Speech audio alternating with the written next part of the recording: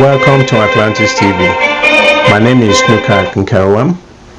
With me in the studio here is Mr. Paddy Olofundayo. Paddy, you're welcome to Atlantis TV. Our topic this evening is very simple.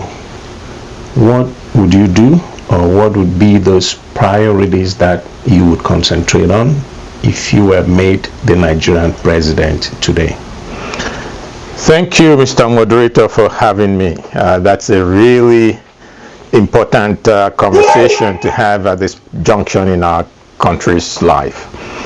The first thing a leader should do is support him or herself with very competent and dedicated people. So the very first priority is to find the team of Nigerians from all over the world, just like we do for our soccer teams. We don't care where they're from, we don't care what their religion is, we don't care what their ethnicity is, but we cheer them on when they do well on the field. So the very first thing, my very first concern is to look around, consult with Nigerians everywhere, and select the people that I believe have the interest of the country at heart. We know what the issues are. Government officials misbehaving, not doing what they're supposed to do, and all that. We will make sure that there is no impunity for bad behavior. We will hold people accountable, and we will make sure that these are sound, solid citizens of the country who will not want their names soiled. So that's the first thing. Then the second is to concentrate on the things that affect Nigerians, the average Nigerians. The cost of fuel is too high. People are making $30,000-$70,000 naira a month, but they can't afford to take transport to their jobs. Sorry to cut in now. You say the cost of fuel is high, right? Given the market rate or the market pricing of fuel today, what would you do differently, maybe to bring down the price lower than what it is right now? But it just didn't happen to people from the sky. Government policies led us here. So I can remember when they said there was subsidy. They said there was abuse of subsidy, and we cannot go after the people that were abusing the subsidy. We just cut off the subsidy.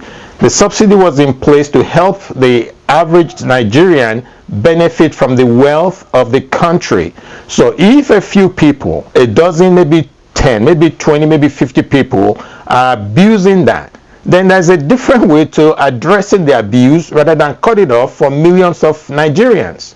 So if you cut off the benefit they're getting from the commonwealth of the country, and then you double or triple the price they're paying at the pump, they are suffering for something that they should not be held accountable for. So I'm saying, before we set policies, we need to figure out what's this downstream effect on the common man. So if that was not done, we need to sit back and figure out, okay, what do we now do at this point to make sure that the common man is not suffering? So everything that I will do, the common man will be the first person that comes to my mind, and all my policy will be, how does it affect that person in the market? How does it affect the person at that bus stop? And go from there. But if I do policy before I figure out how it's going to affect my people, then I'm setting myself up to fail. Yeah, thank you. So in addition to that, we will work on infrastructure. It's a shame that 60 plus years after independence, we still don't have reliable power. This is not happening in Rwanda. Rwanda had a huge genocide. They almost killed each other off the face of the planet. But after the war, they've gotten their act together. What's wrong with Nigeria? Why can't we have power? So we will look at it and talk about what the issues are where we cannot have sustainable, dependable power. I heard a lot about the power generation is too low for the size of the country. Okay, So what do we need to do? What investments do we need to put in place to increase power generation? So we need to know what our issues are and talk openly about them and figure out, okay, how do we shift resources? We do less of this to do more of this, because if you have that power infrastructure base, then all these industries that are relocating from Nigeria to Ghana or to other West African countries will not happen.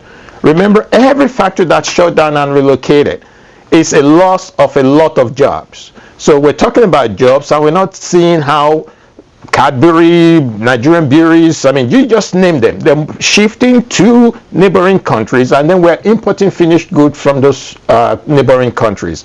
We have a lot of work to do. We need to just figure out what are the priorities. I'm saying infrastructure is one, manpower is one, leadership is one, and leadership is key, because leadership is going to drive everything else. People talk about corruption. We need some divine intervention in that case, because people joke about it and say the people there now, they're doing what they will do, but the next set of people are waiting to do the same thing. So we really do need. So that's the elephant in the room. That's why we need intervention of some gargantuan size. It's divine. It's more than religion. It's just something that would make man change his orientation, and by man I mean man and woman. That you are not in power to enrich yourself. It's not about you. And when you say orientation, are you referring to sexual orientation, or because people may tend to misread what you mean by man and woman changing orientation? Oh, I'm sorry. Nigerians changing orientation, changing the attitude that they have to take everything they can when it is their time. Which means if you're elected a minister and you've got 4 years, so you got 4 years to accumulate and steal and take everything you can before your term expires. Sorry, that orientation needs to manage the sexual orientation. You know, we're looking at two things now, right? So that's the reason I came in there. Sorry about that. I just wanted to make it clear. I thought we were talking infrastructure and very serious matters. Awesome. So we have a lot of work to do. Each and every Nigerian has something to contribute, and they're just looking for a leader. Nigeria will follow a leadership that is transparent, that is sincere, and that they can follow.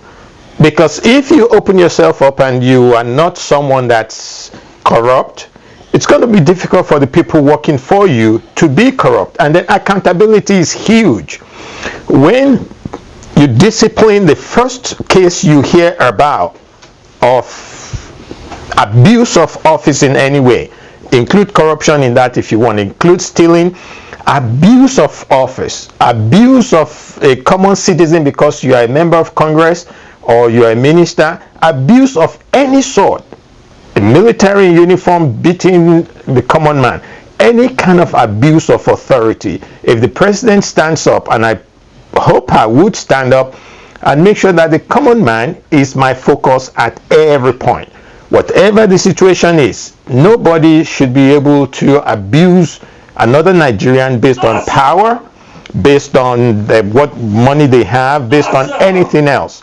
So that at the end of the day, the government is working for the people not working for the government. So in a nutshell, it's about accountability, about the people that you have working for the government, and it's about the focus of the government being the people that are being governed. Because at the end of the day, it's really about them.